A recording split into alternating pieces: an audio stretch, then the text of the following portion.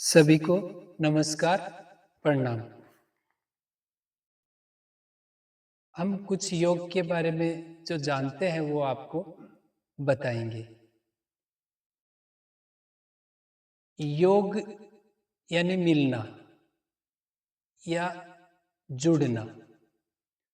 और योग परंपराएं जो हम प्रार्थना करते हैं स्कूल में और घरों में जो पूजा पाठ करते हैं और जो मंदिर है जाते हैं, जो मस्जिद जाते हैं, वो सब योग परंपराओं में आती है। तो हम नियमित सुबह और शाम को योग करें, ऐसी परंपराएं हैं। बहाना है पूजा पाठ का और प्रार्थना का, लेकिन वो योग है हमारा ईश्वर से योग, यानी हमारा ईश्वर से मिलना।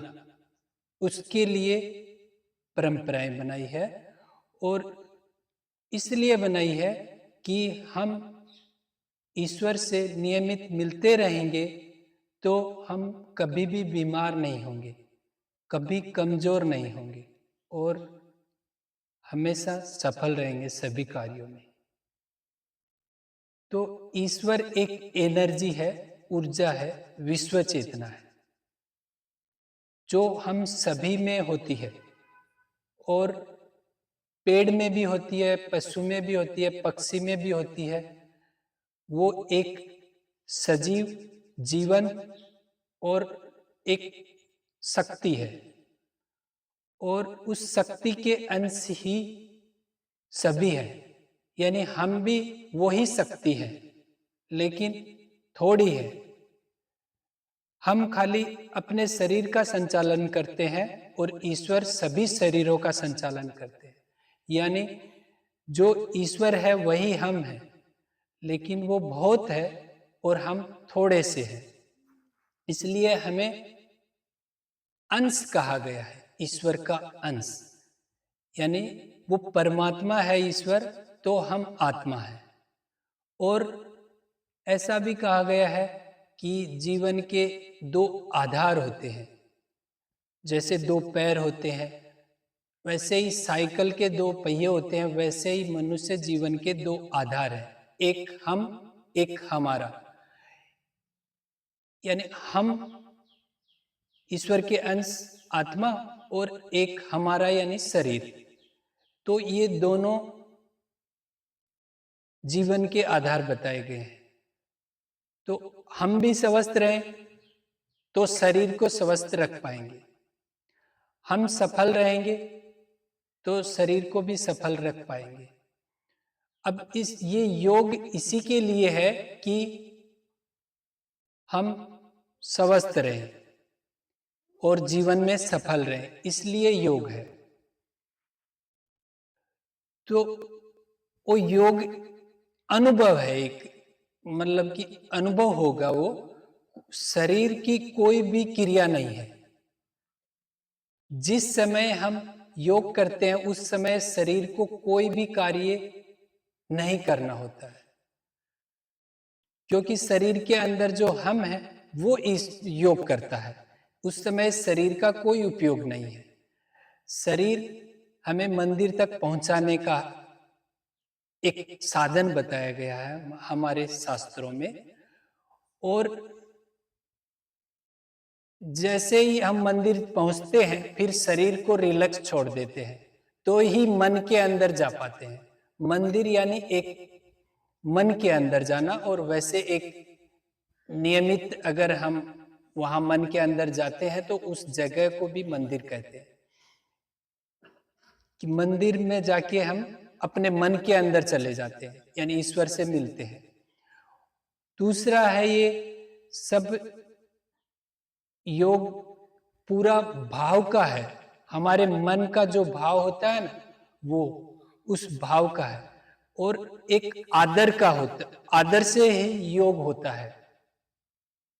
जैसे हम माता पिता का आदर अगर करते हैं तो ही माता पिता जो हमें कुछ देना चाहते हैं वो दे पाएंगे। अगर आदर नहीं करते तो उनका कोई भी हमें लाभ नहीं हो सकता है। ऐसे ही गुरुजनों का होता है। तो गुरुजनों का अगर हम आदर नहीं करते तो शरीर नहीं, हम शरीर के अंदर जो हम हैं वो गुरुजनों का आदर नहीं करता है, तो फिर गुरुजनों से हमें कोई लाभ नहीं होता है। ये सब जो शरीर से अगर आदर करते हैं तो सिर्फ शरीर को लाभ होता है, और अगर हम आदर करते हैं तो हमें संपूर्ण लाभ होता है। जो भी गुरुजन पढ़ाते हैं, बताते हैं, वो वैसा का वैसा हमारी मेमोरी में अंदर सेट हो जाता है, और फिर जिस जगह उसका उपयोग होगा उस समय वो याद आ जाता है।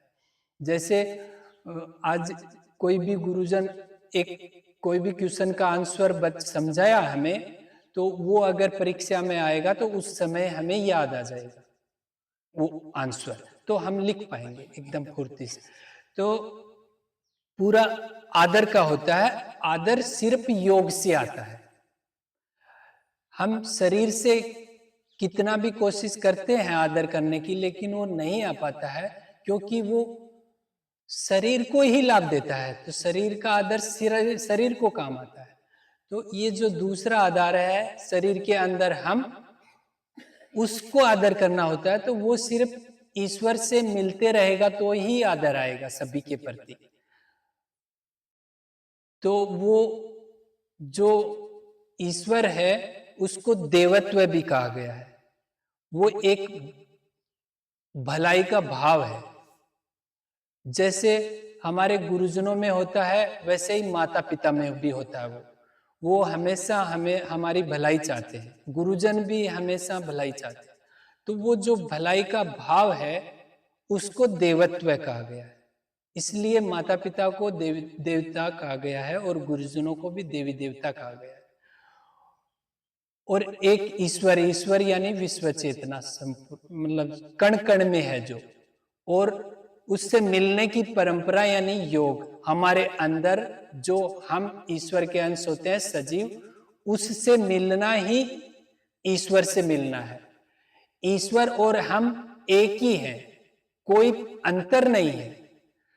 तो इस योग मतलब ईश्वर एक पॉजिटिव एनर्जी भी कहते हैं उसको, जैसे सकारात्मक ऊर्जा है। तो जो ऊर्जा है सकारात्मक, उसमें सभी स्वस्थ रहते हैं, सभी सफल रहते हैं, और सभी आदरणीय रहते हैं, और सेफ रहते हैं, सुरक्षित रहते हैं। तो अगर हम सुबह और शाम को अगर ईश्वर से मिलते रहे तो हम सुरक्षित रहेंगे, यानी हमारा रास्ते में एक्सीडेंट भी नहीं होगा, और कोई भी नेगेटिव यानी नुकसानदायक, जो भी नेगेटिव ऊर्जा वाले लोग हैं, पशु हो, पक्षी हो, मनुष्य हो, वो हमारा नुकसान नहीं कर पाएंगे कभी भी, क्योंकि वो ईश्वर तो सब जगह रहता है ना। तो हम अगर पॉजिटिव हैं तो उससे जुड़े रहते हैं अनजाने में भी, तो फिर वो हमें सेफ रखता है। ईश्वर के पास सब कुछ है ना, तो उसके पास शक्ति भी है आपको सेफ रखने की, हमें सेफ रखने की। तो अगर हम कहीं पे भी जा रहे हैं तो भी हम सेफ रहेंगे अगर ईश्वर से मिल रहे हैं सुबह शाम, और हम पढ़ाई में कोई भी कार्य में सफल रहेंगे और हमारा सभी आदर करेंगे। गुरुजन माता पिता भी हमारा आदर करेंगे, कोई रास्ते में मिलेगा वो भी हमारा आदर करेगा, और फिर वो जो आदर से पॉजिटिव एनर्जी भाव अच्छा रहता है, उससे हम और स्वस्थ होते रहते हैं। तो यानी कभी भी बीमार नहीं हो सकते अगर हम नियमित योग कर रहे हैं। तो वो योग करेंगे हम अभी 5 मिनट का। वो एक प्रार्थना का प्रैक्टिकल है, जैसे सुबह सवेरे लेकर तेरा नाम प्रभु, करते हैं शुरू आज का काम प्रभु। तो उसका नाम लेंगे हम। फिर आएगा शुद्ध भाव से तेरा ध्यान लगाए हम, विद्या का वरदान तुम्ही से पाए। तो जैसे ही उस हम पे, उस अंश पे ध्यान जाएगा हमारा, तो सारे वरदान मिलने शुरू हो जाते हैं। फिर आएगा गुरुओं का सत्कार कभी ना भूले हम, बने इतने महान गगन को छूले हम। तो ये जैसे ही हमारा ध्यान जाएगा तो गुरुओं के प्रति एक आदर सत्कार आएगा। जो भलाई की ऊर्जा है उसको गुरु तत्व कहते हैं। तो वो गुरुजनों में और माता पिता में देखने को मिलती है। तो उनका आदर भाव आएगा तो फिर हमें सारे वरदान मिलेंगे, मतलब हम महान बनेंगे उनसे। तो ये पूरा हम जो है शरीर के अंदर वो पूरा अध्यात्म है और शरीर विज्ञान है। तो वो सिर्फ अनुभव होगा हमें, और ये शरीर वाला दिखता है वो करते में भी आता है। तो अब हम योग करेंगे तो उसके लिए करना क्या है कि एकदम रिलैक्स बैठ जाना है, एकदम रिलैक्स आराम से, और शरीर को एकदम रिलैक्स छोड़ देना। शरीर का उस समय कोई कार्य नहीं, कोई उपयोग नहीं करना है शरीर का। तो हम जब कुछ नहीं करेंगे तब ईश्वर तो हमारे पास रहते ही हैं सभी जगह, तो वो अपने आप हमसे जुड़ जाएंगे। हम कभी भी ईश्वर से नहीं जुड़ सकते क्योंकि वो बहुत बड़ा है और हम छोटे से हैं, इसलिए हमारा इतना नहीं होता है पहुंच कि हम ईश्वर से जुड़ जाएं।